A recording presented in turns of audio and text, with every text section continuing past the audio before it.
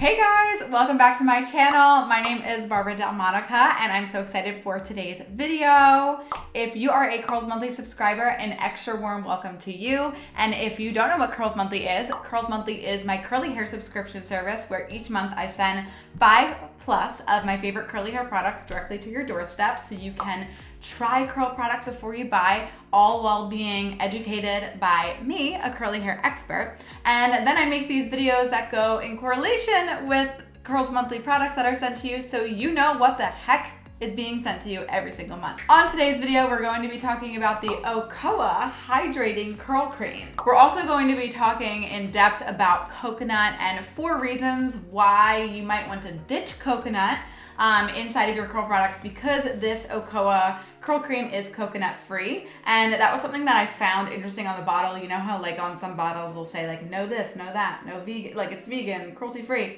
One of the things they said is coconut oil free, which really inspired me for today's video because a lot of people don't realize that they have coconut sensitivities on their hair, but they do. So I think that this would be a fun time to chat about this. This curl cream is fantastic, so let's get into it. So some fast facts about this curl cream. It has both protein and moisture in it, so it's going to really help define your curls and keep them individualized. There's absolutely no typical holding ingredients in this product, so you're gonna get zero crunch. It's going to be a truly crunch-free result. It can definitely be used alone or paired with the Ocoa gel. And that gel adding on top of it is just going to be added definition, but if you just want to use the curl cream, you're going to get more moisturized curls that are a little bit more voluminous. This curl cream is definitely going to help you just control frizz in general, and it's a great heat protectant. So just a nice little added bonus there that it will just automatically protect against heat if you diffuse. Definitely because there's lots of protein and lots of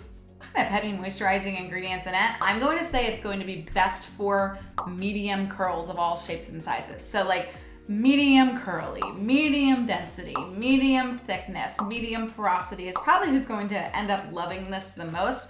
But that doesn't mean that if you don't have those traits that you shouldn't try it. Basically, if you have more fine or more coarse hair, you should just mess around with how you use the products. And speaking of how to use the products, so Ocoa's directions for use is to section wet hair and distribute 1 to 2 quarter-sized amounts onto fingertips, raking from ends to roots.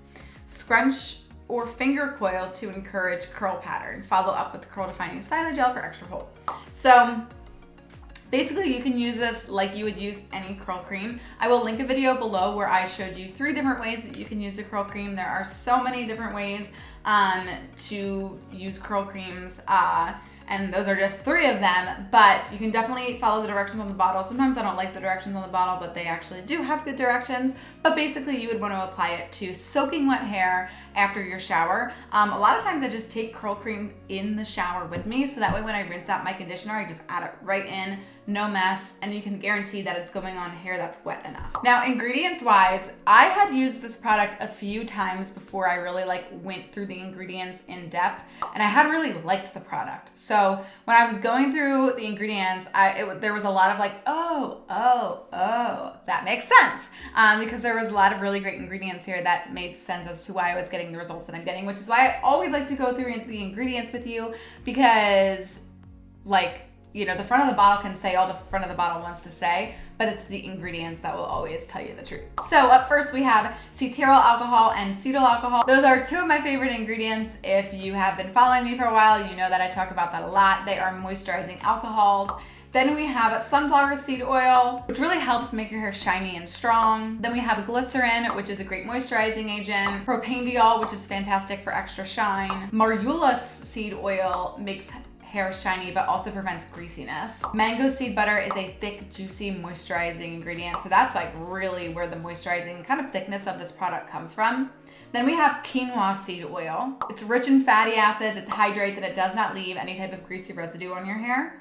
Then we have quinoa seed extract, which increases your hair's ability to retain moisture. We have rosemary leaf extract, which is great for hair growth and just scalp itchiness. We have carrot root extract, which I've never seen in a product, which helps your hair grow thicker and faster while preventing split ends. We have rice extract and hydrolyzed soy protein. Both are going to be great for adding extra strength to your hair, as well as hydrolyzed vegetable protein. So there are 3 different proteins in here, which I think is great because it's gonna really help balance out some of those more heavy moisturizing ingredients that are in there. So overall, a really nice balanced product. It is like a good, you know, creamy consistency, but it's not too heavy.